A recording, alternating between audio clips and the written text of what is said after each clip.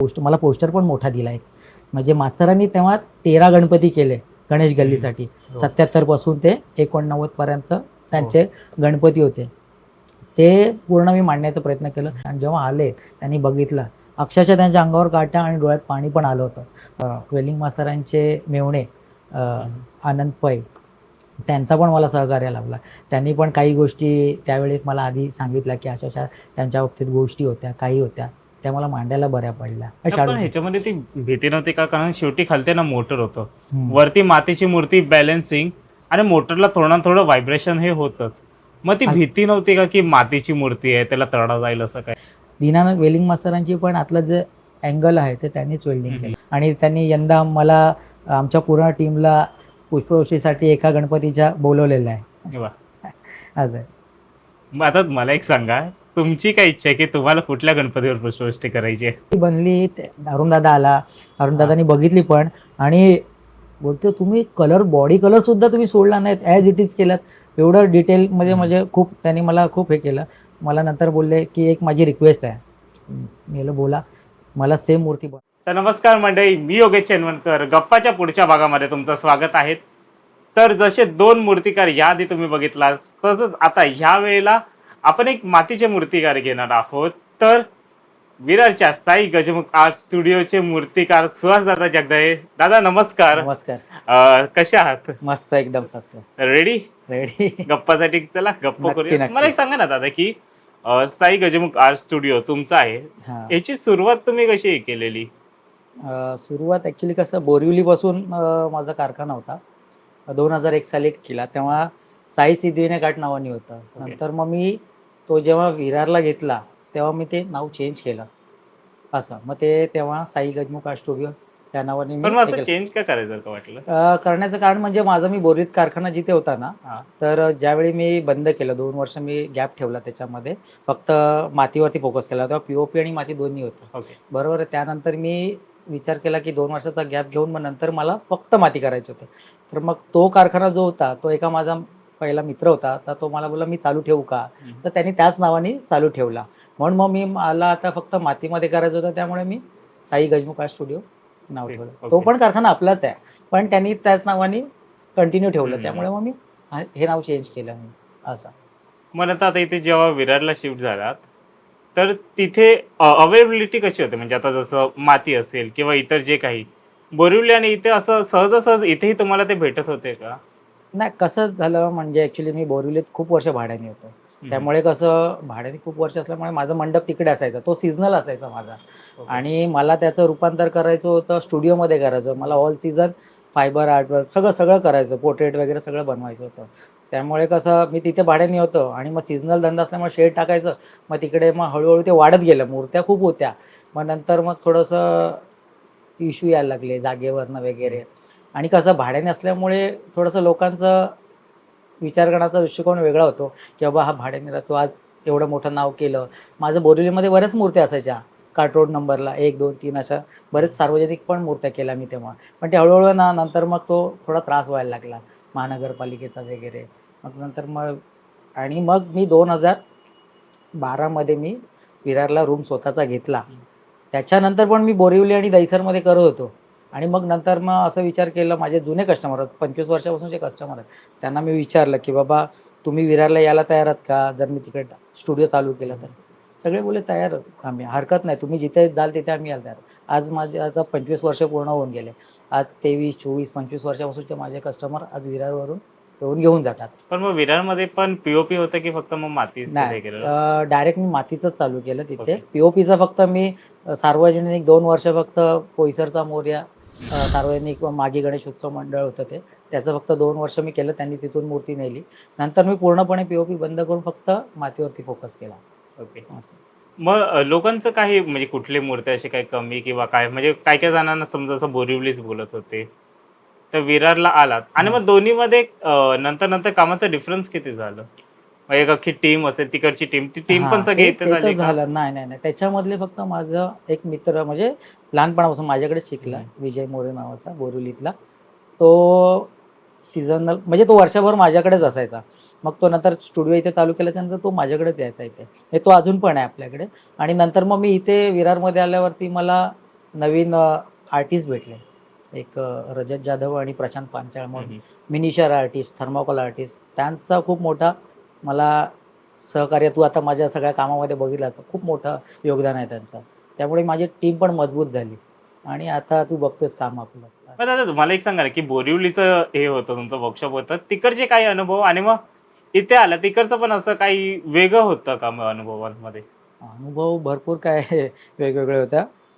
कसं आता बोरिवलीमध्ये मोठी टीम होती. जवळ-जवळ ओके. माझ्याकडे 14-15 मुलं असायची कामाला आणि तेव्हा हं. 350 गणपती असायचे. आणि आणि तो कसा रस्त्यावरती मंडप असायचा एकदम. हं. आणि त्यात तेव्हा फक्त मातीच्या मूर्त्या बहुतेक 12 ते 13च मूर्त्या करायचो. हं. नंतर मग पी-ओ-पीचे गणपती अगदी 2 फुटापासून अगदी 12 फुटापर्यंत मी तिथे हं. करायचो मूर्त्या. पण पेंडवरनं कच्चा माल आणायचो आणि मग तसं करायचं. मुलांचा सपोर्ट भरपूर होता तिकडच्या एरियातल्यांचा. म्हणजे बेफाट सगळी मुलं. त्यांची पण इच्छा होती जेव्हा विरारला आलो तेव्हा यायचं. पण ते पॉसिबल नव्हतं कारण की ते प्रॉपर बरोबर, तिकडचे होते ना बरोबर. असं म्हणून. तिकडच्या टीमचं असं काही किस्से सांगा ना तुमचे, त्या बोरिवलीच्या टीम बरोबर, जे तुम्हाला आठवतात, की किंवा तेव्हा काम केलेलं तो काय अनुभव होता बोरिवलीवाला? बोरीचा अनुभव असा होता ना, एकदम माझा ग्रुप होता. हां. खूप चांगले मित्र होते सगळे. त्यांनी आता मला एवढं सहकार्य केलं ना, कारण की मी नुकताच आलो होतो. माझं हं. बालपण गिरगावातलं आहे आणि मी कसं झालं, की जेव्हा मी बोरिवलीत आलो, ॲक्च्युअली खरं बघायला माझं घर नव्हतं. तर बोरिवलीत जेव्हा भाड्याने राहायला आलो ना, खूप मित्र जुळले आणि मग मी बोरिवली काट रोड नंबर 1ला मी छोटासा कारखाना टाकला फुटपाथवरती आणि तेव्हा मी 36 मूर्त्या केल्या फक्त मित्रांच्या. मुंबईतले होते ते मित्र त्यांचे केले आणि बोरिवलीत दोघा-तिघांचे असं म्हणून मी एक 36 मूर्त्या केल्या होत्या. तेव्हा मग माझ्या एरियातल्यांना कळलं, की अरे, अरे जबरदस्त काम आहे याचं पण. तेव्हा माझं सुरुवात होती. पण त्या लोकांनी मला खूप सपोर्ट केला. मग तो कारखाना त्यांच्यामुळे मी वाढवत गेलो आणि 350 गणपती करायचो तिथे. मग हे अ, 350 पी माती दोन्ही हां, करून. दोन्ही, हां, दोन्ही. पण मातीचे कमी होते, पण 350 हां. गणपती जवळपास हं. असायचे ते. आणि मुलांचा मोठा सहकार्य होता खूप. मग ज्यावेळेला इथे आलं, मग टीम ही लगेच डेव्हलप झालेली की वेळ लागला? नाही वेळ लागला ना, कारण की एकच माझ्याकडे मुलगा तिकडचा होता, तो हां. येत होता आपल्याकडे. म्हणजे तो अजूनही आहे. आणि इथे पण जसं मी स्टुडिओ केला, तर काही मित्र मला भेटले, ओळखीने असे मित्र भेटले.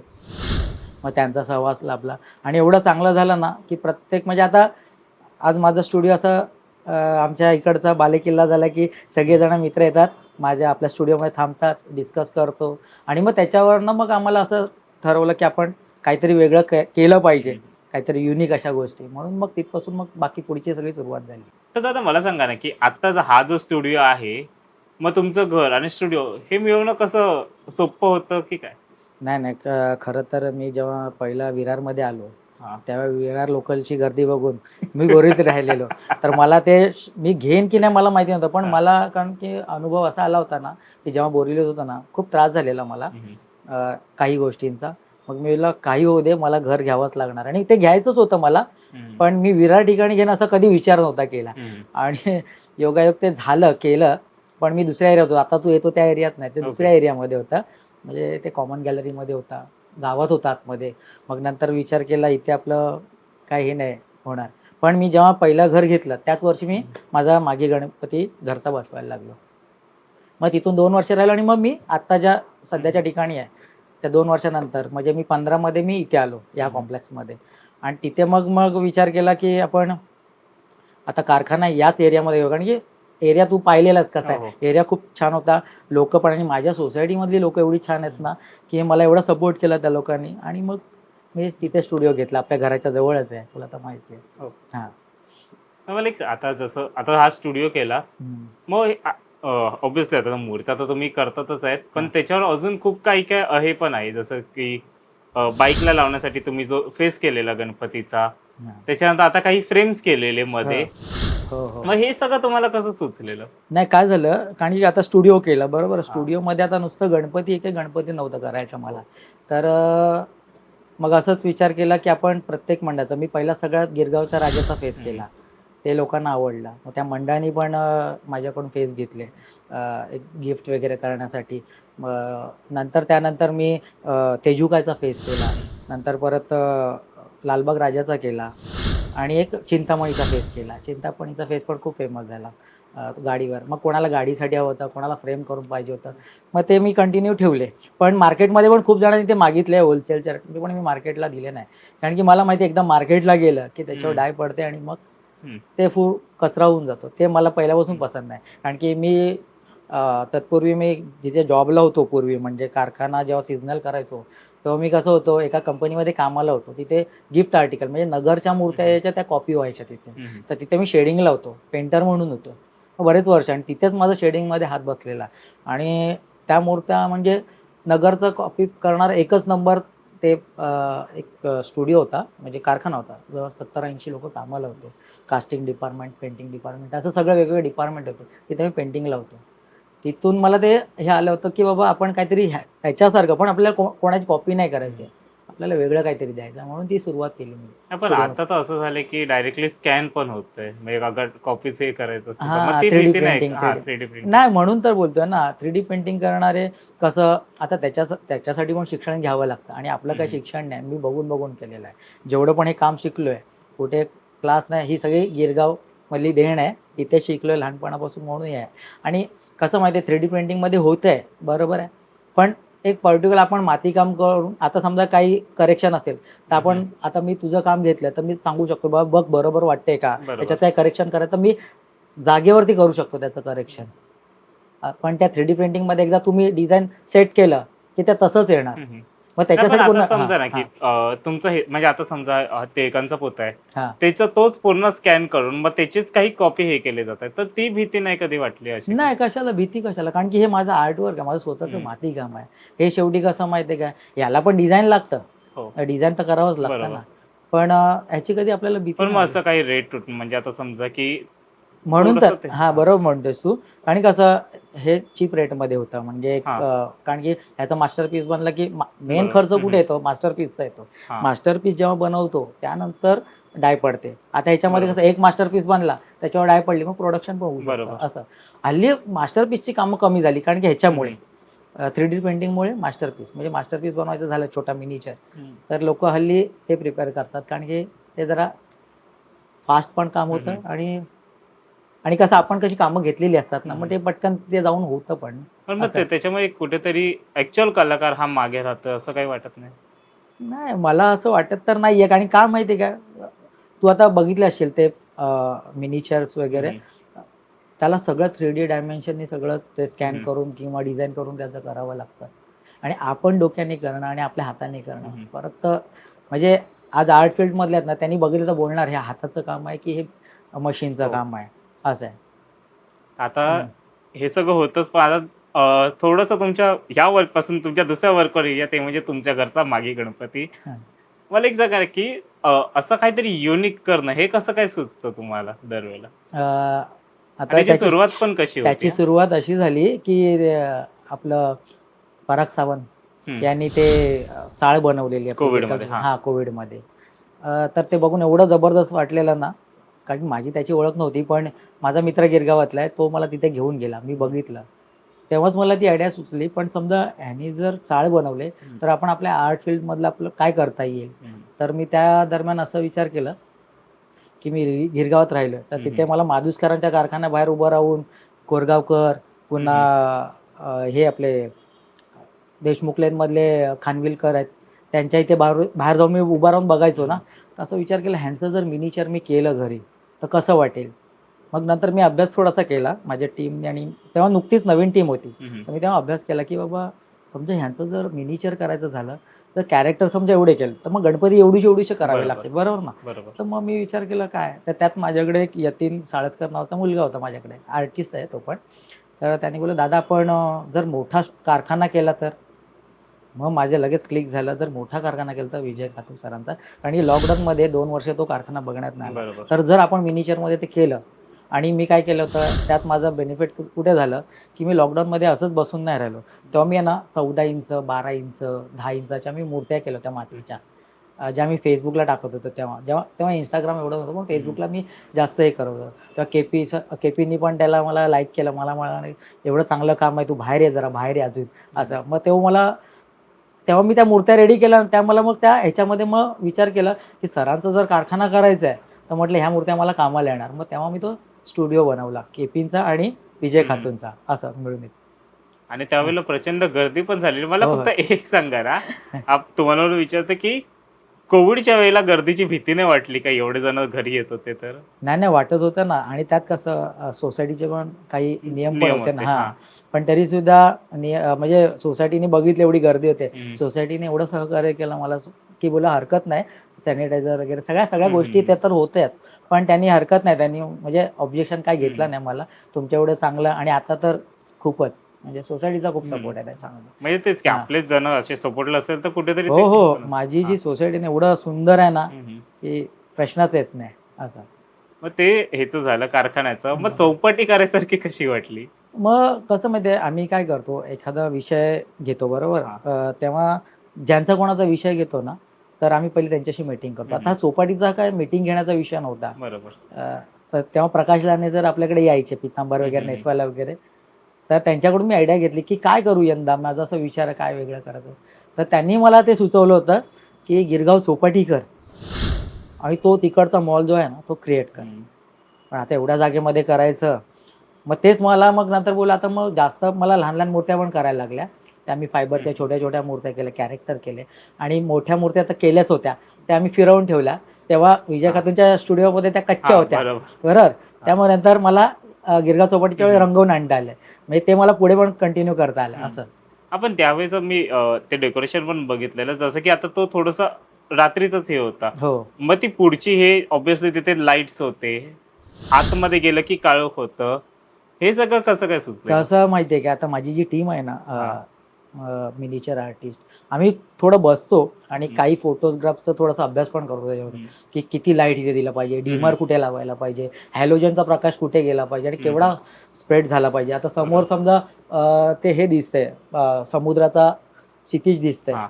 रात्रीचं ते हं, दिसत हं. नाही, पण त्याच्यावरती ती लाईट गेली नाही पाहिजे. हं, हं. मग ह्याचं पण ते फोकस सगळं म्हणजे ॲडजस्टमेंट करून सगळं केलं मग होतं. साधारण तर याला किती वेळ लागतो?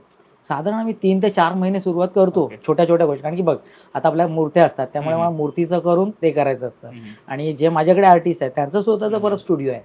ते माझ्या ओके. टीममध्ये हां. काम करतात, बरोबर आहे. मग ते कसं त्यांचं काम हं, करून, हं. मी माझं काम करून आम्ही ते हं, हं. करतोय, असं. मग त्याच्यानंतर हां. पुढे राम मंदिर आणि हे केलेलं, जय जवानचं जय जवान केलेलं. गोविंदा बताय. हो, अ, हो. राम मंदिर ऑब्व्हियसली त्यावर्षी हे ट्रेंड होता. जन्माचं हे झालं राम बरं. मंदिराचा जीर्णोद्धार झालेला. बरोबर. हां. जय जवान बरोबर ज्यावेळेला तुम्ही मीटिंग केले, हां. त्यांना ही कन्सेप्ट सांगितली. त्यांचं काय रिएक्शन होतं यावर? काय झालं, आता आपण प्रत्येक वेळी एक विषय घेतो ना, म्हणजे हां. 4-5 विषय मी हं, हं. नवरात्र झाले ना, की आम्ही टीम बसतो, डिस्कस करतो, की 4 आपल्याकडे विषय त्याच्यातला कुठला घ्यायचा. तर आम्ही असा विचार केला, जय जवान गोविंदा पथक हे हं. कित्येक वर्ष 10 थराचं प्रयत्न हं, हं. करतोय, बरोबर आहे. तर आणि आम्ही हे ठरवलंय, जे मंडळ आहेत किंवा हं, हं. संस्था आहेत, त्यांना मोटिव्हेशन आपण करायचं आहे. आपल्याला त्यांच्यासाठी एक आपल्यामार्फत आपण त्यांना हे करू, प्रोत्साहन देऊ. तर मग ठरवलं टीमनी, की आपण जय जवान गोविंदा पथकाचं करूया. तर मग त्याच्या आधी आम्ही मीटिंग केली. पहिलं संदीप सरांशी कॉन्टॅक्ट करून आम्ही तर ते म्हणाले, आम्ही गेलो होतो भेटायला. आमची जवळ-जवळ 2.5 तास मीटिंग झाली. त्याच्यामध्ये त्यांनी विचारलं, "म्हणजे तुम्ही करणार काय?" हं. बोललो, "हे जर आत्ता सांगितलं तर ते मजा नाही येणार.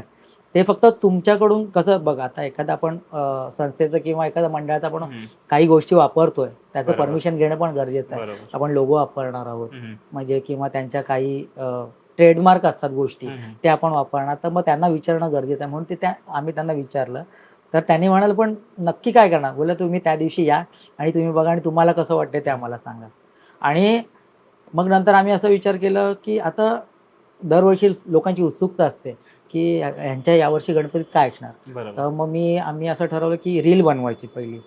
जे आता तू बघतोय, हं, की हं. आपल्या गणपतीच्या आधी एक रील बनते. मग ती रील कशी बनवायची, काय बनवायची? मग ते माझी एक टीम पण आहे. हं, हं. म्हणजे जो फोटोग्राफी वगैरे आणि हे करतात. ते जे दीनानाथ वेलिंग मास्तर यांचा पेज हं, हं. चालवतात. ती टीम ओके. आहे. ती माझी हं, एक हं. माझ्याकडे गणेश गल्लीचं केलं तेव्हा ती जुळलेली हं. टीम आहे. तर त्यांना पण घेऊन आम्ही बसतो, की आपल्याला काय करता येईल. मग तसं त्या गोष्टी हं. आम्हाला सगळ्या हळू मॅनेज होतात आणि मग पुढे करतो असं. आणि त्यामुळे मग ते जय जवान गोविंदा पथकाचं जेव्हा करायचं ठरलं, तर त्या लोकांनी पण आम्हाला खूप सहकार्य केलं. खूप म्हणजे ज्या गोष्टी मला पाहिजे होत्या, त्या त्यांनी पुरवल्या तेव्हा. मग ती लोक ज्यावेळेला आले त्यांचं काय रिएक्शन होतं? अरे जबरदस्त रिॲक्शन होतं. म्हणजे संदीप सर तर खूप म्हणजे बोलतात ना, आम्हाला वाटलंच नाही बोलतो ॲज इट इज. आणि लोकांच्या कमेंट अशा होत्या, की आमच्या मैदानात असा गणपती कधी बसला नाही, पण आज तुम्ही बसवलात आणि तो सुद्धा आमच्या टी-शर्ट घालून उंदीर मामानी खांद्यावर बसवलाय. तो खूप म्हणजे खूप हे केलं, त्या सपोर्ट केला मला त्यावेळी. आणि बघ त्याच्यानंतर आता माझा एक सगळ्यात आवडता विषय होता तो म्हणजे गणेश गल्ली आणि मास्टर दीनानाथ वेलिंग यांचा. हां. ही संकल्पना कशी सुचलेली तुम्हाला? आता तुला खरं बोलायला गेलं ना, तर मी जेव्हा माझ्या कामाची सुरुवात करतो ना, म्हणजे दसऱ्याला आपल्याला मुहूर्त होतो नेहमी. त्या मुहूर्तामध्ये मी काय करायचो, वेलिंग मास्तरांचाच एखादा पीस मी बनवायचो पूजेसाठी. तर त्या दरम्यान पण विषय आम्ही घेतला, की काय करायचं? तर माझी माझी स्वतःची एकट्याची इच्छा होती. माझ्या टीमबरोबर मी हे केलं, की मला मास्तरांचा इतिहास त्यांचा खूप मोठा आहे. तेवढ्यामध्ये झाला नसतं. पण तो मी 11 मिनिटाचा आम्ही एक शो ठेवला होता. दरवर्षी आपला शोच असतो. हे किती जणांना माहिती नाही. आता तू येतोस तुला माहिती आहे. पण त्यावेळी पण 11 मिनिटाचा तो जवळ-जवळ होत होता 20 ते 25 मिनिटाचा. पण लोकं कसं माहिती आहे तेवढा घरात मॅनेज होत नव्हता. म्हणून आम्ही जेवढा शॉर्टमध्ये आम्हाला स्वीट दाखवता आलं, तेवढं मास्तरांचा अभ्यास त्याच्यामध्ये आम्ही दाखवला. त्याच वेळी पण आम्ही गणेश गल्लीला गेलो पहिल्या आधी. मीटिंग एक स्वप्नील दादांशी टायमिंग वगैरे घेऊन, सावंत दादांशी, अद्वैत दादाशी सगळ्यांशी आम्ही टायमिंग घेतलं आणि मग आम्ही मीटिंग केली. तर त्यांनी पण हाच प्रश्न विचारला, म्हणजे तुम्ही काय करणार नक्की? तर ते बोलत, "ते सर आम्ही सांगू शकत नाही, पण आम्हाला तुमचा सपोर्ट हवा आहे. ज्या गोष्टी लागणार आहेत, आपला लोगो लागणार आहे, हे लागणार आहे, तर त्याच्यासाठी तुमची आम्हाला मदत लागणार आहे. बिनधास्त मला सांगितलं, तुला जे लागेल ते आम्ही तयार आहोत करायला." मग त्यावेळी त्यांनी सगळ्या गोष्टी, काही मला पोस्टर पण मोठा दिला एक. म्हणजे मास्तरांनी तेव्हा 13 गणपती केले गणेश गल्लीसाठी. 77 पासून ते 89 पर्यंत त्यांचे गणपती होते. ते पूर्ण मी मांडण्याचा प्रयत्न केला. आता ते पण करताना म्हणजे त्यांनी विचारलं, "नक्की म्हणजे काय देणार?" थोडक्यात आम्ही सांगितलं, फक्त मास्तरांच्या विषयावर आम्ही घेतोय. ते कसं घेतोय, काय घेतोय त्यांना सांगितलं. आणि जेव्हा आले, त्यांनी बघितलं, अक्षरशः त्यांच्या अंगावर काटा आणि डोळ्यात पाणी पण आलं होतं. म्हणजे एवढं बोलतात ना, आम्ही भावूक झालो. म्हणजे मास्तरांचा तू तर पाहिला इतिहास आम्ही कसा दाखवला तो. तो खूप मोठा आहे, पण आम्ही थोडक्यात मांडण्याचा प्रयत्न केला असं. पण मग हे सगळे विषय आता जे मास्टरांचे विषय होते त्यावेळेला ऑब्व्हियसली सोशल मीडिया किंवा प्रिंट मीडियामध्ये होतं तिथे पण काम झाल्यानंतरचं मोस्टली सगळं काम होतं. मग तुम्हाला हे सगळं कुठून आलेलं? सोर्सेस कुठून भेटले याचे? नाही बघ, मी तर पहिल्यापासून आता प्रत्येक एक मूर्तिकारांना कोणाला तरी फॉलो करत असतो. हां. तर मी पहिल्यापासून म्हणजे मला दीनानाथ वेलिंग मास्तर कळाले, तिथपासून मी त्यांना फॉलो करण्याचा प्रयत्न करतोय. म्हणजे माझी इच्छा आहे, मला त्यांच्यासारखं थोडंफार तरी मातीकाम यायला पाहिजे. म्हणून त्या हिशोबाने, म्हणून ती मला कल्पना आहे, की मला त्यांचा इतिहास थोडा तरी मला दाखवायचा आहे. आणि त्या निमित्ताने काय झालं माहिती आहे का, मी माझ्या कॉम्प्लेक्समध्ये लोकांना माहिती नव्हतं. फक्त गणेश गल्ली हे माहिती होतं. कित्येक लोकांना माहिती नाही दीनानाथ वेलिंग मास्तर कोण? त्यांना त्यावेळी कळलं, की 77ला जेव्हा मोठा गणपती जो केला, तो यांनी केला. म्हणजे इव्हन आता आमच्या कॉम्प्लेक्समध्ये लालबाग परळमधले आहेत काही लोकं, पण ते जुने आहेत. काही आता बरोबर. नवीन पिढी आहे, त्यांना माहितीच नाही. जुन्या लोकांना माहिती होतं, पण नवीन पिढी आहे त्यांना माहिती नव्हतं. मग बरोबर. तेव्हा त्यांना कळलं, की बाबा दीनानाथ वेलिंग मास्तर कोण आहेत. आज कुठे कळो ना कळो, पण माझ्या कॉम्प्लेक्सला माहिती आहे, की दीनानाथ वेलिंग मास्तर कोण आहेत, बरोबर. असं. पण दादा आता हे जसं तुम्ही बोललातच, पण मला सांगा ना, की ह्या सगळ्याचे रेफरन्स कुठून भेटलेले तुम्हाला मास्टरांचे? मास्तरांचे रेफरन्स आता एक माझी टीम आहे. तू Facebookला बघितलं असेल.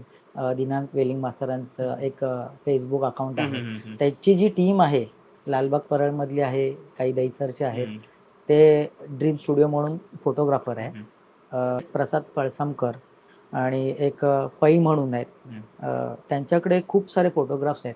जेणेकरून म्हणजे ते सोशल मीडियाला पण नाही आहेत. मग त्यांनी त्यावेळेस मला असं सांगितलं, की आपल्याकडे रेफरन्स तुम्हाला मिळतील, पण ते कोणापर्यंत गेले नाही पाहिजेत, की म्हणजे जुन्या काही गोष्टी होत्या.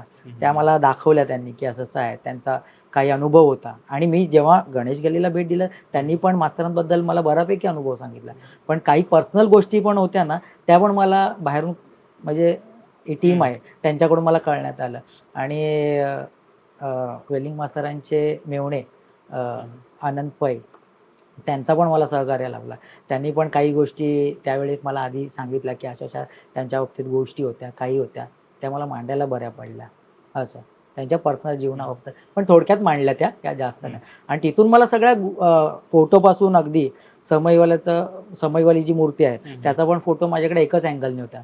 मग मला बरोबर. अजून काहीतरी 2-3 अँगलने मला फोटो भेटले. जे सोशल मीडियाला पण नाही आहेत ते हम्म. मला भेटले आणि त्याच्यामुळे तो मला काम करायला पण इझी झालं असं. आता येऊया म्हणजे आत्ताचा जो मागे झाला त्याच्यावर. सगळ्यात पहिलं तर मला सांगा, श्रॉफचं तुम्ही केलेलं त्यावेळेला तुम्हाला वाटलेलं की हे इतकं व्हायरल होईल? नाही, नाही. असं असं म्हणजे एवढं काय हे नव्हतं केलं आणि जेव्हा विषय आम्ही फायनल केला शॉप बिल्डिंगचा, आम्ही पहिली मीटिंग घेतली शॉप बिल्डिंगवाल्यांची, की आपल्याला असं-असं करायचं. तिथपर्यंत माहिती नव्हतं, की आपल्याला अ, परेलचा महाराजा ब्रिज खालून काढायचा आहे. ओके. आता ते सगळे थीम बनवायचं आमचं डोक्यात होतं आणि ही मूर्ती मी दसऱ्याच्या मुहूर्ताला केली होती. बरोबर आहे. ती याच वर्षी पहिल्यांदा मी अरुण दत्तेंची केली मूर्ती, नाहीतर मी वेलिंग मास्तराचंच करायचो. तर ती केली आणि काहीच म्हणजे अशी कल्पनाच नाही, की त्या ब्रिज खालून ती मूर्ती आणायची. फक्त ब्रिज बनवायचं.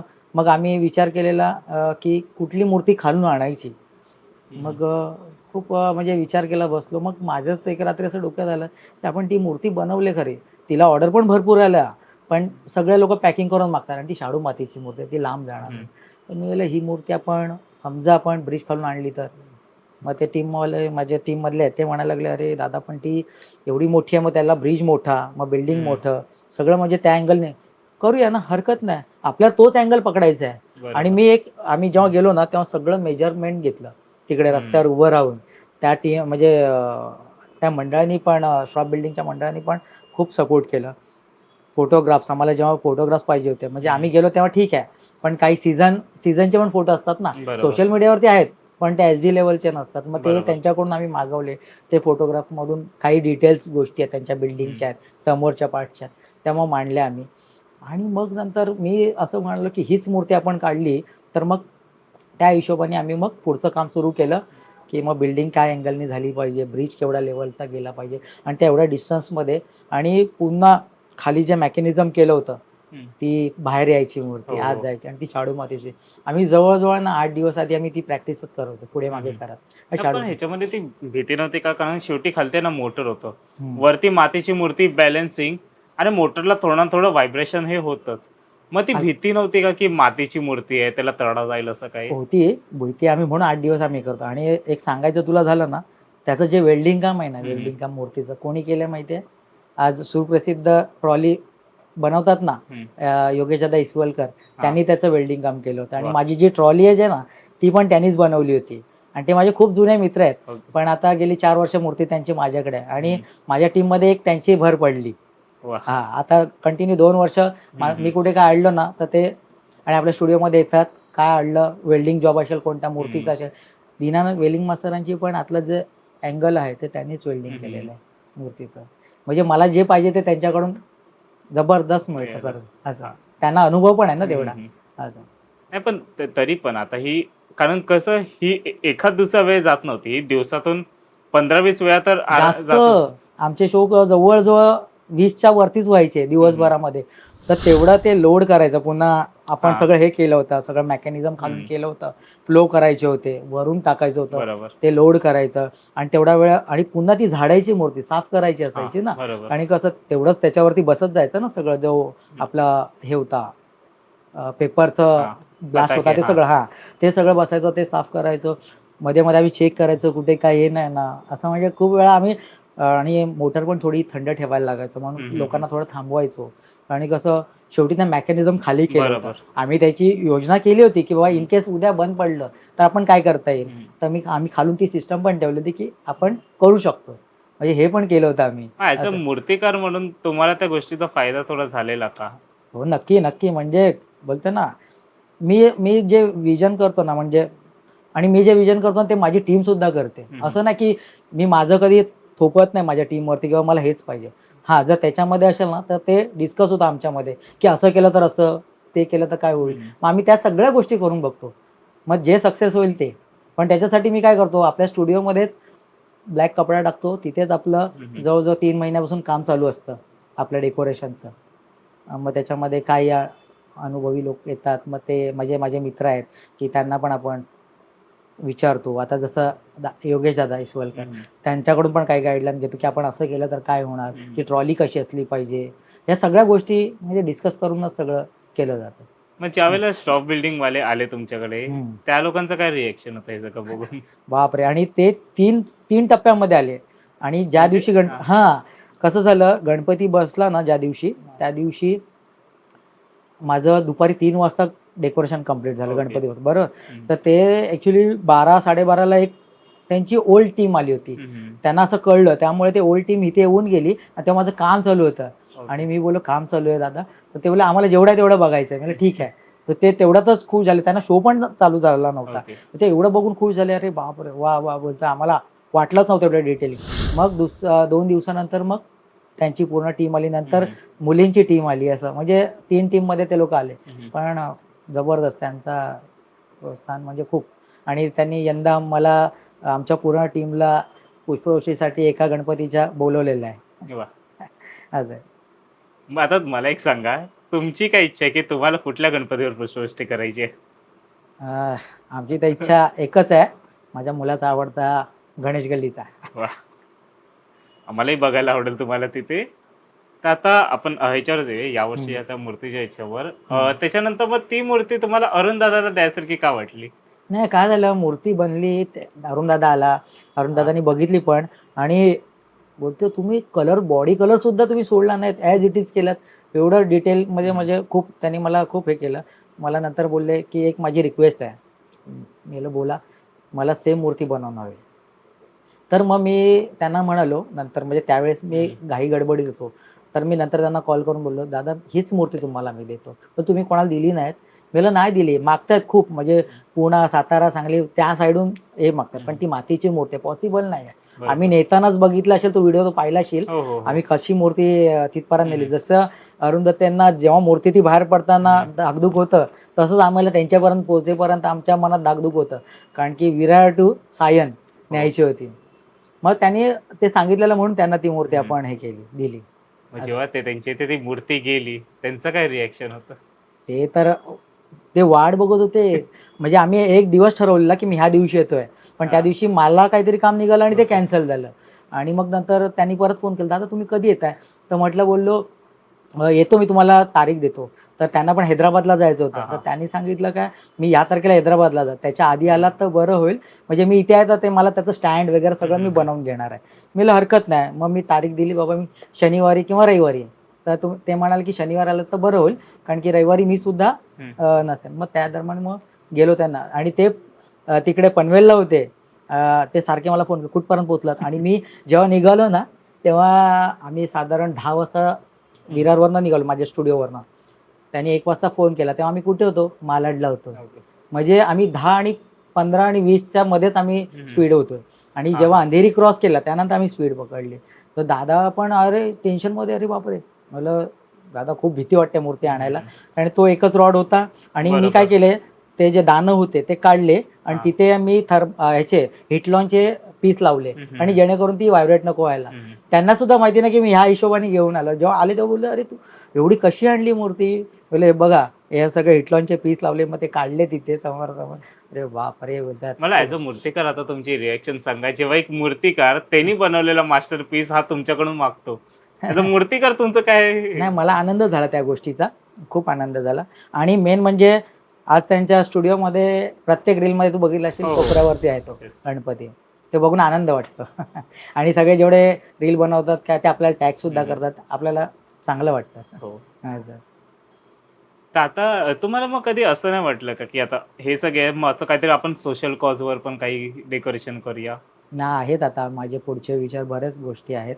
ते माझ्या टीमबरोबर डिस्कस केलेत, हं, हं. की आपल्याला काहीतरी अजून युनिक हं, दाखवण्याचा हं. प्रयत्न करायचा आहे, की म्हणजे लोकांना ठीक आहे, काही मंडळ असतील, हं, काही हं. संस्था असतील, की ऑलरेडी ते फेमस आहेत, पण त्यांना आपण प्रोत्साहन हं. अजून द्यायचं आहे. तर बरोबर. ह्या हिशोबाने माझा प्रयत्न आहे. माझ्या पूर्ण टीमचा असा प्रयत्न आहे, की त्यांना आपण अजून प्रोत्साहन देऊन पण मग अजून तशी एक भीती पण नाही का, की अरे आता ह्यापुढे काही अजून म्हणजे आता कसं आता एक्स्पेक्टेशन्स तर इतके लोकांचे वाढलेत ना. वाढलेत. हां. हां, आता कसं झालंय माहिती आहे का, आता लोकं अजून अजून त्याचा हे विचार करतात. आता मी यंदा आता माझ्या फॅमिलीबरोबर मी डिस्कस हं. केलंय, की लोकांचं गेल्या वर्षी असं होतं, की तुम्ही 10 दिवसाचा गणपती करा ना आणि अरुणदादा पण बोललेत, तुम्हाला 10 दिवस पण कमी पडणार. हो, हो. आणि तेच खरं यावर्षी आम्हाला अनुभवण्यात आलं. हं, लोकं विसर्जन झाले तरी मला कॉल करत होते.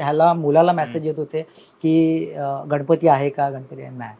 तर म्हणून म्हणजे अजून आम्ही फायनल नाही केलंय, पण हं. माझी इच्छा आहे, की यंदाचा गणेशोत्सव मला 10 दिवसाचा करायचा आहे, म्हणजे अजून फायनल नाही केलं. 10 दिवसामध्ये केलं तर माझा पण एक फायदा, ऍटलीस्ट तुम्ही माझ्याकडे तरी या. हो, हो. नक्की, नक्की. नेहमी नाहीतर तू विसर्जनाच्या दिवशी येतोस हा, आणि आपलं त्यावेळेला मधल्या दिवसातच जेवणाचा प्रोग्राम आज किती वर्ष पण तू हो. विसर्जनाच्या दिवशी येतोस, है ना? सेम टी शर्ट घालून. सेम टी शर्ट हो. घालून. तर आता जसं की मी बोललो की एक हा. सगळं बर्डन असतं हा. हं, बरोबर. आता तुमचे मागीचेही गणपती आहेत, तर मागीचे गणपतींचं काम करणं, त्यात पण हे काम करणं स्वतःच्या हो. घराचं. आता सगळ्यात मूर्तिकारांचा एक लॉस काय असतो माहितीये, स्वतःच्या गणपतीकडेच कमी लक्ष जातं. बरोबर आहे. आधी तरी ऑब्व्हियसली कस्टमर्सचे गणपती हे आधी जायला. बरोबर. हे दोन्ही मॅनेज कसं काय होतं? पहिलं मी जेव्हा गणपती बसवायचं ठरवलं ना, हम्म. तेव्हाच विचार केला की आपण बसवायचं तर माघीमध्ये बसवायचं. भाद्रपदमध्ये पॉसिबलच नाही आहे. बरोबर. तर माघीमध्ये हळूहळू माघीमध्ये चालू केल्याच्या नंतर माझे गणपती पण वाढले बऱ्यापैकी. पण मी एक ठरवून ठेवलंय की एवढे आपले गणपती फक्त करायचे आहेत मला. मी त्याच्यावरती ऑर्डरच घेत नाही, कारण की मला जास्त वेळ माझ्या घरच्या गणपतीला द्यायचा आहे. आणि आपण ठीक आहे, बाकीचे एरवी आपण भाद्रपदमध्ये त्याच्यात मुरलेलो असतो, पण बरोबर. आज माझा गणपती अख्ख्या महाराष्ट्रासमोर आलाय, तर तो मला आता अजून चांगल्या पद्धतीने प्रेझेंटेशन त्याचं करायचं आहे. त्यामुळे मी असं ठरवलंय की मी लिमिटेडच मूर्त्या घेतोय आणि मी ठराविक वेळेला ती मागेची बुकिंग स्टॉप करतो की बाबा एवढंच मूर्त आहे. पण ते आता नवीन तर घेतच नाहीत, ते जुने आहेत तेच लोक मला रिपीट करावं लागते, असं हो. झालंय. म्हणून मी लिमिटेडच मूर्त्या घेतोय त्याच्या पण असं. पण मग वर्कशॉपमध्ये किती फरक पडला की तेव्हाचं हे आणि आत्ताचं? वर्कशॉपमध्ये फरक म्हणजे बऱ्यापैकी फरक आहे. म्हणजे कसं आहे, कस्टमर येतं आणि आपलं डेकोरेशनचं काम पण एक साईडला चालू असतं. हो. कस्टमर येतात, विचारतात, तुमच्या घरचं आहे का? मी म्हणलं, नाही ते घरचं. आता काही लोक जे जास्त जवळचे आहेत त्यांना माहिती आहे हे घरचंच असणार. फक्त आम्ही पूर्ण डिटेल्स नाही सांगत की आपलं काय आहे.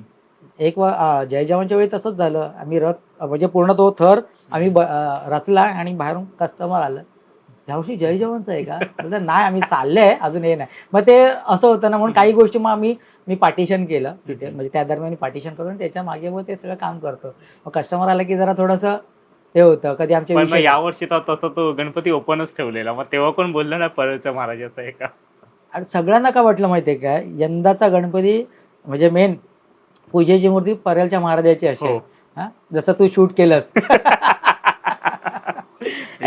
कसं झालं, सगळ्यांना काय वाटतं की हा परेलचा महाराजामध्ये हो. आपला मेन गणपती, पण बरोबर. लोकांना माहिती नव्हतं त्या टॉवरच्या मागे मेन गणपती हा. आहे. हा सस्पेन्स होता.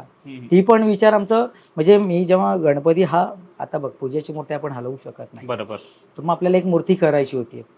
मग असं झालं की मूर्ती कशी बनवायची. मग आता ती अरुण दत्तेची समजा मूर्ती आहे, तर ती कुठल्या ह्याचं घ्यायचं रेफरन्स, की काय करायचं. आता मी खूप विचार केला की काय करूया. एक तर मूर्तीची साईज 16-17 मध्येच बसवायची होती आणि त्या टॉवरच्या मागे लपवायची होती. मग असा विचार केला की त्या गणपतीची नजर शॉ बिल्डिंगवरती असली पाहिजे. तो शस्त्र घेऊन उभा आहे, तिला आशीर्वाद देते, मी तुझ्या पाठीशी आहे, या हिशोबाने सूर्यफुलामध्ये ती उभी केली. आणि असंच माझ्या डोक्यात कल्पना आली की तिची नजर थोडी क्रॉस असली पाहिजे आणि आशीर्वाद पण तिकडे पाहिजे. मग त्या हिशोबाने ती बनवली ती मूर्ती. आता लोकांना पण माहित नसेल तुम्ही काय बोलला, तर झालेलं असं की मी व्हिडिओ शूट केली अख्खी आणि नंतर जो मेन गणपती होता तो शूट करायचा नाही. मग आणि म्हणून तर मी तुला त्या दिवशी मग फोन केला ना, अरे आपला मेन आणि मला पण माहित नाही मी शूट नाही केलंय, तो मी मला केलं असेल ना, नाही तू शूट केलेलं वाटतं, पण तू एडिट मध्ये नाही घेतला बहुतेक, असं आहे मी बी. कारण माझं पण असं झालं ना की आता तुझं लक्ष त्याच्यावर असं झालं की तो त्याचे इतके अँगल घेतले ना वेगवेगळ्या ह्याच्यातून, ते माणसांच्या ह्याच्यावरून ते ओढवताना, म्हणजेच आपला तो शो संपलेला तरी मी वरतला नाही ते अजून टाकतो त्याच्यामध्ये, मला अजून खालच्या अँगलने हे घ्यायचे. कारण ते इतकं बोलतात ना, जवळ आता ऑब्व्हियसली त्यावेळेला तिथे ते कॅमेरे लागलेले असतात, आपल्याला तिथे पर्टिक्युलर ह्याच अँगलने काय ते काढ. इथे कसं मी वरून ड्रोन शॉट कसाही घेऊ शकत होतो, तर थोडंसं आम्हाला इथे फ्रीडम भेटलेली आमची की काही करूया. आणि मी पहिल्यापासून आपले जेवढे टीम येतात ना, बिंदास, म्हणजे त्यांना सांगतो मी त्याच लेवलनेच काम करतो, कारण की इनकेस उद्या कॅमेरे आतमध्ये पण आपल्याला टाकायला, काही आपल्या मिनिचर मध्ये असतात. आता तिथे ते रोप पण खेचली होती त्याच्यासाठी, प्लेनसाठी, तर ते पण तिथून पण काही लोकांना अँगल फिरवायचे होते बिंदास, कारण की आम्ही जे कामच केलं होतं ना असं मजबूत, कारण की वेल्डिंग पासून सगळं चांगलं केलं. माझंही तेच झालेलं, म्हणजे मी अगदी आता मला माझा एक शॉट आठवतोय की ब्रिजच्या वरून तसा गणपती दिसतोय, म्हणजे जे लोक तिथे उभे आहेत तिथून तो असं मग ऑब्व्हियसली मग त्या गणपतीची ती बॅग पण तेवढीच जेवढी फ्रंट दिसते तेवढी बॅक पण त्याच ह्याच्याने चांगली होती. वरचंही सगळं ब्रिजच्या वरचंही सगळं चांगलं झालेलं. काय मग आता माहिती मी म्हणून बोललो ना, की आता पुढे असं तो बर्डन नाही वाटत का, की एवढी लोकं आली, अजून कुठे-कुठे घुसतायत ती लोकं? नाही, खूप म्हणजे कसं माहिती आहे का, म्हणजे काहींनी तर असे शॉट घेतले आणि त्या ब्रिजच्या खाली पण कॅमेरे टाकले होते. म्हणजे हां. ब्रिजच्या खालून मागून जी रांग लागलेली हां, हां. गणपतीची आहे ते असं. आता ते सुद्धा आम्ही विचार केलेला, की आम्हाला काय करायचं होतं माहिती आहे, खरं बघायला गेलं तर परेलचा महाराज आम्ही ब्रिज खालून असा फिरवणार होतो. ओके. पण ते आपल्या जागाभावी ते म्हणजे हं, हं. पॉसिबल नव्हतं. म्हणून ते आमचं राहिलं. तर आमचं पूर्ण प्लॅनिंग होतं. पण जर जागा आम्हाला अशी हं, भेटत हं, होती हं. ना, तर तो आम्ही विचारच केला, तो गणपती पूर्ण फिरवून घ्यायचा. हं. तो जो फील आला असता ना, तो वेगळा असता. पण बरोबर. म्हणून आम्ही मग काय केलं, मग क्रॉसमध्ये असा तो आणायचा होता बिल्डिंगकडे. म्हणून मग तो अर्ध्यापेक्षा जास्त म्हणजे तो ब्रिज खाली हं, होता आणि हं. मग आला की पूर्ण ब्रिजच्या पूर्ण बाहेर यायचा असं. तो पण डिस्टन्स आम्हाला कमी पडत होता. पण आम्ही पेंटिंगमध्ये असं घेतलं होतं ना, की ते डेप्थ वाटत होतं हां, असं पूर्ण. बरोबर. ना तर अ, एवढे ते मिनिचर्स केलेले ते कशाचे होते मग? ते मिनिचर वॅक्स क्लेचे वरदनी ओके. केले होते. छोटे-छोटे प्रत्येक अँगलनी म्हणजे कोणी हं. कॅमेरा धरून, कोण नाचतोय, कोण म्हणजे एखादा बोलतात ना, तुम्ही सेल्फी स्टिक घेतात, हं, ते हं. घेऊन आहेत. असं सगळं मग ते वरदनी इमॅजिन करून ते सगळं वॅक्स क्ले आपण केपीकडून ते वॅक्स क्ले घेतो हं, हं. दरवर्षी. त्याच्यामध्ये मिनिचर चांगले होतात. मग ते मास्टरपीस म्हणून त्यांनी बनवले. मग त्याची रबर डाय, मग रबर डाय म्हणून प्रोडक्शन. ते हं, जवळ-जवळ हं. तुला किती असतील मला सांग तिथे? 100? 500 होते 500 काय जवळपास. बोलतात? हां. ते समजण्यात नाहीत आणि त्याच्यासाठी मी खास त्याची डाय मारून एक कारागीर बसवलेला फायबरचं. हां. काय होतं माहिती आहे बघ, आता आपण हे डिस्कस करतो, सगळं बोलतोय.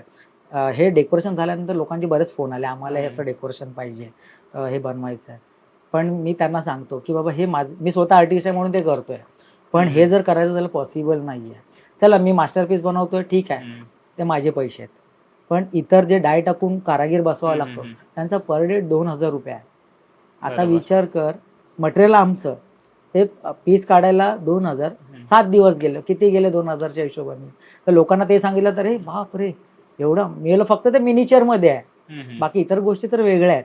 मग एकंदर मग सगळे खर्च विचारतात. मग खर्च सांगितल्याच्यानंतर, "बापरे! एवढं असतं?" म्हणलं, "हो, ते पण मी आर्टिस्ट आहे म्हणून मी करतोय." बरोबर. इतर ठिकाणी तुम्ही समजा ऑर्डर दिल्याच्या नंतर मग ते तर त्यांची मजुरी, सगळं त्यांचं बरोबर. प्रोफेशनल आहे, ते पण त्याच्यात ॲड होणार ना, असं. मग ते लोकांना नाही समजत. हं, हं. म्हणजे बऱ्यापैकी मला अनुभव आला, की अरे आम्हाला जय जवानच्या वेळी पण आम्हाला हे डेकोरेशन हवं. अजून पण येतात कॉल, की आम्हाला डेकोरेशन पाहिजे आणि ह्याची सुरुवात कमीत कमी ज्यांना करायचं ते 6 महिन्या आधी कॉन्टॅक्ट करायला पाहिजे. बरोबर. तुम्ही ऐन गणपतीच्या 2 महिन्यात नाही होत ते मग असं पॉसिबल. कोण कधी डेकोरेशनच मागत नाही का? मागतात ना, दरवर्षी असतं. आता पण माझं मागितलंय. ते मी कसं मी हं, हं. ठराविक गोष्टी त्यांना देऊ शकतो. मी हं, हं, त्यांना हं. आता पण आले गुजरातमधून. तर त्यांच्याशी फायनल झालेलं आहे. हं, हं. ॲक्चुअली काल येणार होते, पण काल मी बिझी होतो. ओके. पण ते फायनल बहुतेक झालंय. तर त्यांना काही गोष्टी पाहिजे, बिल्डिंग्स हं. वगैरे त्या सगळ्या गोष्टी पाहिजेत. तर ते त्यांना मी देणार आहे. बाकी मिनिचर नाही देणार, कारण मिनिचर मला दरवर्षी लागतात. मग ते बरोबर. दरवर्षी काढणं पॉसिबल नाही. आपण हं, पण हं, बिझी असतो. हं. बरोबर. पण असं. मग आता पुढच्या माकी गणेशोत्सवाची तयारी कशीपासून असते? आहे ना तयारी आता. आता आपला दसरा झाला हां. की लगेच आमचं म्हणजे गणपती झाले की आमची हं, सुरुवात हं. होती.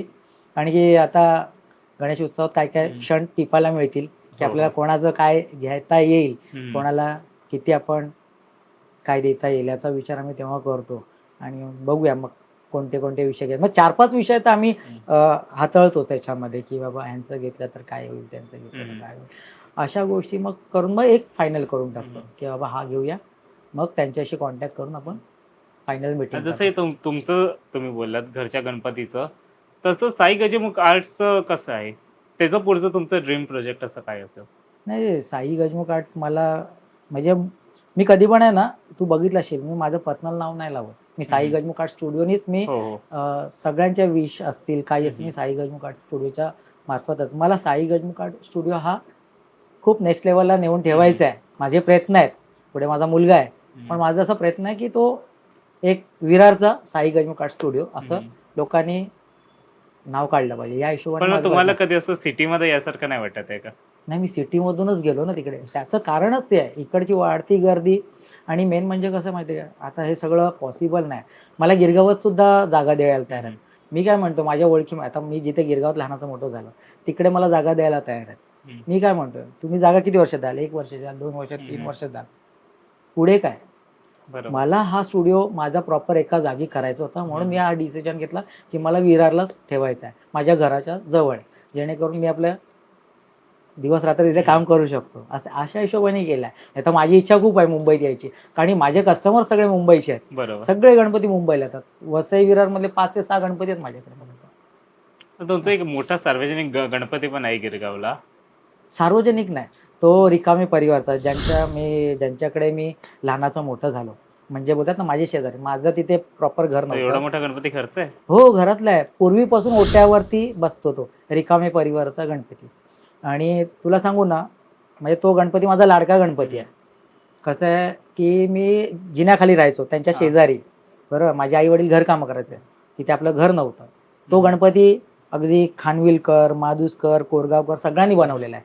त्यावेळी मी लहानपणी ना त्या गणपतीच्या पाटाला कलर मारायचो, त्याच पाटाला. ओके. आणि आज 22 वर्ष झाली तो गणपती मी बनवतोय. वा. आणि तो गणपती असा आहे ना, तो माझा घरचा गणपती आहे. हम्म. म्हणजे त्या लोकांचा पण मोठा हातभार आहे माझ्या मागे, असं.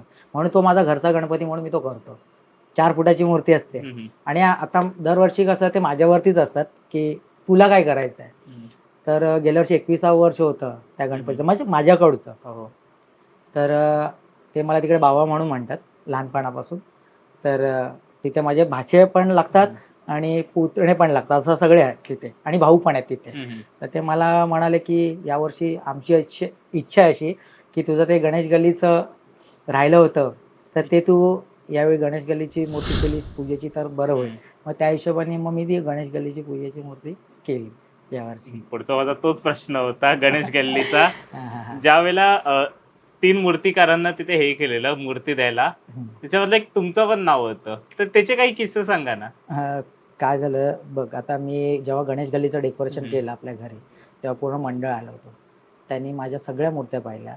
इव्हन ते वेलिंग मास्तरांची समईवरची मूर्ती, ती हो, तर हो. मी ती पण फिरवली होती जागेवर. हो. हां. तर त्यांना ते काम भावलं होतं, आणि जी मास्तरांनी शेवटची मूर्ती केली त्यांची, जी आता पूर्वी पूजेची होती, ती मी मेन बनवली होती. तर त्यांना ते काम आवडलेलं होतं. आणि त्यानंतर एक गणेश गल्लीचा 2 किस्से आहेत. एक असा आहे की त्यांची पूर्वापार चालत आलेली राम सारंगांनी केलेली भवानी मातेची मूर्ती होती रिलीफमध्ये. तीच हो. पूर्वी नवरात्रीला बसवायचे, बरोबर. हो. तर कालांतराने ते मग चेंज झालं त्यांचं, ती मूर्ती आणायला लागले. मग ती मूर्ती होती ती मागे त्यांच्या गणेश गल्लीच्या मागे स्वयंभू हनुमान मंदिर आहे, तिथे ती मूर्ती स्थापन केली होती खूप वर्षापासून. मग तिकडून महाराज वगैरे त्या लोकांना सांगितलं, ती जीर्ण होत चाललेली ना, तर त्यामुळे ती नवीन करायची असं मंडळाने निर्णय घेतला. मग ते काम बहुतेक तरी मला माझ्या माहितीप्रमाणे ते प्रशांत देसाईंना दिलं होतं, पण ते मध्यंतरी मग ते आजारी पडलेले, त्यामुळे ते काम राहिलं. आणि मग ह्या लोकांनी म्हणजे मंडळाने असं डिस्कस केलं की कोणाला देऊया. मग त्यांच्यातले म्हणजे त्यांनी केलं की बाबा नवीन मूर्ती करायला देऊया काय, सुहासला देऊया का काम. मग त्यांनी मीटिंग केली, त्यांनी विचारलं की आपण विचारून बघूया त्याला. म्हणून मला त्यांनी विचारणा केली की बाबा अशी अशी रिलीफ मूर्ती आहे, तू करशील काय.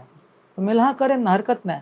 तर नक्की, मी हा नक्की, तू येऊन बघून जा एकदा जुनी मूर्ती. मग त्या हिशोबाने बघितली, डन झालं सगळं काम. काम चालू केलं, काम फायनल व्हायच्या आधी एकदम म्हणजे फायनल झालं होतं.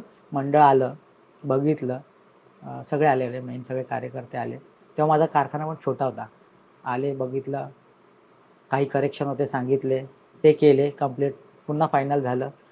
डन बोलल्याच्या नंतर मग त्याच्यावर वेस्ट मोल्ड टाकली, फायबरचा पीस काढली, आणि ती चैत्र नवरात्रीमध्ये 4 वर्षापूर्वी ती बसवली. हां, ती आता आपलीच मूर्ती आहे म्हणजे फायबरची, त्यांच्या पेजला सुद्धा आहे ते. त्यानंतर असं झालं, काय मलाही माहितीच नव्हतं, आणि त्यांनी ठरवलं की पूजेची मूर्ती कमळातली करायची आहे. ते बाप्पाचा आशीर्वाद म्हणेन मी, की मला माझं भाग्य लाभलं, मला की ती मूर्ती मला करायला भेटली. मग त्यांनी तिघांना काम दिलं. एक तर पंकज पेवेकर, एक सतीश दादांना, आणि एक मला. असं म्हणजे डायरेक्ट माझं नाव मला बोलला, तू करशील काय. हा, करेन. तर मी पण ते धनुष्य पेललं. त्याला चल करूया, काय आहे, आपल्याला आज समोरून चालत आलेली संधी आहे, ही दुसरी संधी आहे. मी घेतलं. पण काय झालं, मूर्ती बनवली, सगळं झालं, आणि तो मार्च एप्रिलचा पिरियड होता, आणि ती ओली न्यायची होती तिकडे. आम्हाला एक डेट दिली होती, त्या डेटला आम्हाला तिघांना पण तिकडे सुपूर्द करायची होती, आणि खूप पाणी मारायला लागायचं. तर ती एवढी ओली होती ना, आणि मी खाली काय केलेलं, त्याच्यामध्ये पेटी टाकलेली, आणि त्या पेटीभोवती मी मातीकाम केलं होतं. तर त्यामुळे ते काय होत होतं की पाणी खाली जाऊन मुरायचं, आणि इथे ती क्रॅक जात होती ती सारखी. तर ती फिलअप झालेली, पण नालासोपारापर्यंत जाताना गेली ती आणि नालासोपाराला एका स्पीड ब्रेकरवर थोडीशी अशी झाली, मग हलली ती. मग तिथून मला जो मुलगा घेऊन जातो त्याचा फोन आला की असं-असं आहे. तर मी म्हणलं एक काम कर रिटर्न घेऊन ये. मी सावंत दादांना फोन केला की दादा असं-असं झालंय, तर मग कधीपर्यंत आणशील? तर मी बोललो बघतो पहिलं ती येऊ द्या माझ्याकडे येते ती. तर आणलं तर मी त्यांना फोटो पाठवले बोललो बघा असं-असं झालंय. तर मग काय इच्छा आहे तुझी? तर मी म्हणालो आता तरी मला 2-3 तास इथे जातील, पण त्यांचं संध्याकाळी टायमिंग होतं. त्या बरोबर. टायमिंगमध्ये न्यायचं पॉसिबलच नव्हतं ते. तर मी म्हणालो काय, त्याचे फोटोग्राफ पाठवू का? तर ते पण मग बोलले की मंडळात मी डिस्कस करतो आणि मग तुला काय ते कळवतो. मग त्याने डिस्कस केलं असं-असं आहे. मग त्यांनी मला फोन केला की चालेल तू सगळ्या अँगलनी फोटोज वगैरे सगळे पाठव. ते फोटो पाठवले. मूर्ती आवडली. त्यांचा मला नंतर फोनसुद्धा आली. पण ती पंकज पेवेकरची फायनल केली. पण त्यांनी मला एवढं सांगितलं की सुंदर काम झालंय. काही डाऊट नाही आम्हाला. फक्त इथे आली असती तर अजून मजा आली असती. पण खूप छान मूर्ती झाली. म्हणजे रिस्पॉन्स चांगला आला मला. मग त्या मूर्तीचं काय केलं? नाही कसं माहिती आहे का, त्यांच्या प्रमाणे आम्हाला ठराविक अमाउंट दिली होती तिघांना पण. तर त्यांनी पहिलंच हे केलं होतं की ही मूर्ती आमच्याकडे आली की ही विसर्जन होणार. म्हणजे जी फायनल होणार तिचा डाय पडणार आणि त्याच्यावरती मूर्ती होणार. मग मला सांगितलं ती घेऊन ये. आम्ही मग तर मी बोललो आता ही घेऊन जायची पुन्हा आता ती कडक पण होत आलेली. तर मीच म्हणालो की दादा तिकडे नेऊन तुम्ही काय करणार? तर बोलला इथे रीतसर त्याचं विसर्जन होणार. तर मी माझं हे मांडलं त्यांना की बाबा समजा ही मी इथे विसर्जन केली तर? त्यांनी फक्त एकच विचारलं नक्की होईल ना विसर्जन? म्हणलं हां होईल. मग एक काम कर फक्त त्याचा मी तरी पण मंडळात बोलतो. ते काय म्हणतात बघतो. मी समोरून बोललो की मी त्याचा व्हिडिओ पाठवेन प्रॉपर अगदी स्टुडिओपासून उचलूनपर्यंत विसर्जनापर्यंत. मग ते झालं आणि मंडळाने नंतर फोन करून मला सावंत दादांनी केव्हा तू कर हरकत नाही. कारण की ते इथे आणणार परत ते विसर्जनला जाणार आणि ती पुन्हा ती टेम्पो चढवायला आणि उतरवायला एवढी भारी होती ना, कारण ती भरीव केली होती ना मूर्ती. मग मग तो विसर्जनाचा व्हिडिओ वगैरे तुम्हाला किती तो टेन्शन गेला तो विसर्जन करायला? बापरे! आम्ही आणि ती कशी माहिती आहे का, माझ्या बाजूलाच तलाव आहे. माझ्या कॉम्प्लेक्सला लागून तलाव आहे. त्या तलावात जो विसर्जन करणारा मुलगा मित्र आहे माझा, तर त्याला मी सांगितलेलं की असं-असं आहे करायचं आहे. तर रात्री आम्ही 12 नंतर त्या तलावाची चावी त्यांनी घेतली, टेम्पोत ठेवली मूर्ती आणि जास्त पण नव्हते. आम्ही 6 जणात ती उचलली आणि मग ती विसर्जन केली व्यवस्थित. ती पण कसं आम्हाला त्या कट्ट्यावरती उतरून 4 हात बापरे! एवढं आमचं हालत खराब झालं. एक तर स्लोप होता त्याच्यावरनं उतरवली ती जेमतेम आणि मग ती विसर्जन केली. तर मग दादा आता हा सगळा तुम्ही प्रवास सांगितलाच. पण या प्रवासाची सुरुवात कुठून झालेली? हे मातीकाम हे सगळं शिकलात कुठून तुम्ही? माझं बालपण पूर्ण गिरगावातच. मी विल्सन हायस्कूलला 7वी पर्यंत शिकलोय. बरं. तेव्हा शाळा सुटली की आपले खानविलकर, माधुस्कर, कोरगावकर, मधुकर मेस्त्री, राजन वेदक यांच्या कारखान्याच्या बाहेर रोजच्या आमच्या फेऱ्या असायच्या. शाळा सुटली घरी नाही. बाजूच्या गल्ली माझं सेकंड पारशिवड्यामध्ये माझं घर. पण मी तिथून त्या गल्लीत जायचो, उभं राहायचो खूप तास आणि इथे निखातवरी लेनच्या बाहेर चेऊलकरांचा कारखाना आहे. तिथे तर मला काम करायची संधी पण आली होती. मग तिथे मी कलर वगैरे मारायला तिथे बसलेलो. म्हणजे 100-150 गणपती, शेले, पितांबर तेव्हा लहानपणी मारलेले. आणि तिथून मग ते मातीकाम बघत माझं चित्रकला खूप चांगली होती पहिल्यापासून शाळेत असल्यापासून. मी आंतरशालेय स्पर्धा दिल्यात. गिरगावमध्ये पण मी फर्स्ट आलेलो आहे तेव्हा.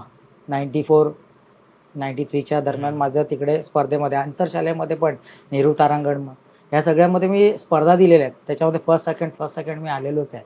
आणि त्यामुळे मला त्या चित्रकलेच्या आवडीमुळे त्याच्याबरोबर मला गिरगावात असल्यामुळे ते कारखाने जवळच. तर ते सगळं बघून आत्मसात करत गेलो ते सगळं. मला हे शिकायचं आहे. ते हळूहळू आपलं माती आणायचं, थोडंसं आपल्या घरी गणपती करायचं, जिन्याखाली राहायचं तिथे असं. तर ते माझे बाजूचे रिकामे परिवार आहेत, ते सपोर्ट करायचे. "अरे वाह! चांगलं काम करतोय, कर." माझे आई-वडील माझे कसं म्हणजे साधे सिंपल. त्यांना माहितीच नाही ह्या क्षेत्रामध्ये काय हा करणार आहे पुढे. म्हणजे ते माहितीच नाही त्यांना की मूर्ती काय बनणार किंवा चित्रकला करून काय करणार आहे. पण आज ते बघतायत तर त्यांना आनंद होते. म्हणजे माझे वडील नाहीत पण आईला खूप आनंद होतो त्या गोष्टीचा, की मी तिथून सगळं शिकलो आणि हळूहळू शिकत गेलो. म्हणजे प्रॉपर मी तेव्हा नव्हतो, पण हळू आणि 2001 साली बरोबर मी कारखाना टाकला. ॲक्चुअली 99 सालीच टाकला, पण 99 साली मी घरातूनच गणपती दिले मित्रांचे करून असं. तिकडून जो सुरुवात झाला प्रवास. माती, मग तेव्हाचं काम आणि आत्ताच्या कामामध्ये काय डिफरन्स वाटतो? खूप डिफरंट आहे रे. खूप डिफरंट. म्हणजे ते तर कसं माहिती मी प्रॉपर तर शिक्षण नव्हतं हम्म. घेतलं ना, मी बघूनच करतोय. अजून पण जे मी करतोय ना, हम्म. अजून मी परिपूर्ण नाहीये, मी अजून शिकतोयच. मला खूप मी आता किती जणांचा रेफरन्स घेऊन बसतो. कारण की मला पोर्ट्रेट जरी दिलं ना, मला साईड आहे आत्ता मला पोर्ट्रेटमध्ये अजून इम्प्रूव्ह करावंसं वाटतंय आणि अजून आत्ता मला गेली 8 वर्ष झाली मी पोर्ट्रेटची कामं पण स्वीकारायला लागलोय आणि बऱ्यापैकी सक्सेस झालो. तर त्याच्यामध्ये असं लोकांचा रिस्पॉन्स आल्यावर आपले पण वाटतं ना, की अरे बरोबर. मी आता प्रॉपर करतोय. पण ते तसं मी शिक्षण नाही घेतलं, पण ते बघून आपण करू शकतो एवढं नक्की. असं. ठीक आहे दादा, आता आपण आपल्या हा लास्ट सेगमेंटमध्ये येऊया, की आम्ही असंही केलं की या स्पेसिफिक मूर्तिकाराकडून काय शिकण्यासारखं आहे किंवा काय शिकू शकाल ते. मी काही मूर्तिकारांची नावं घेतो, तर तुम्ही सांगा तुम्ही त्यांच्याकडून काय शिकाल. सगळ्यात पहिलं तर मूर्तिकार अरुण दत्ते. अरुण दत्तांक जिगरबाज आहेत आणि कुठली पण आता आता तर ही मूर्ती घडवली ते काय कमी नाही. म्हणजे त्याच्यासाठी जिगर पाहिजे. एवढा एका रॉडवरती उभं करणं म्हणजे त्यांच्याकडून ते शिकण्यासारखं आहे, की कोणी अजूनपर्यंत तो प्रयत्न केला नव्हता. त्यांनी तो प्रयत्न केला. ते शिकण्यासारखं आणि तीच प्रेरणा घेऊन तो मातीवरती मी उतरवला. असं. मूर्तिकार अवधूत चव्हाण. जबरदस्त काम आणि क्वालिटी, फोर्स गणपतीचा सुंदर. त्याच्याकडून म्हणजे कसं माहिती काय, त्याच्या गणपतीला फोर्स आणि मेन म्हणजे त्याचे गणपतीच्या ज्या पोजेस आहेत त्या बघण्यासारख्या आहेत आणि मग ते शिकण्यासारख्याच आहेत. खरं पोज वेगवेगळे असतात आणि त्यांचे बोटाची ठेवण, हाताचे पंजे, कमरेचा भाग, बऱ्यापैकी भरपूर चेहरेपट्टी जी आहे ती ज्या मोठ्या गणपतींमध्ये आहे, ती सेम चेहरेपट्टी छोट्या गणपतीमध्ये ते शिकण्यासारखं आहे त्यांच्या. मूर्तिकार विशाल शिंदे. मिश्किल पण आहे त्यांच्या मूर्तीमध्ये. ते त्यांच्या मूर्त्यांमध्ये म्हणजे बोलतात ना, एक बालपण लपलेलं आहे. ते घेण्यासारखं आहे खूप. आज तू आता एवढ्या वर्ष फोटोग्राफी करतोयस, तू बघितला असेल त्यांचा जो चेहरा आहे ना त्यांच्या मूर्तीमध्ये उतरतो. त्यांची जी स्माईल आहे ती त्यांच्या गणपतीमध्ये असते.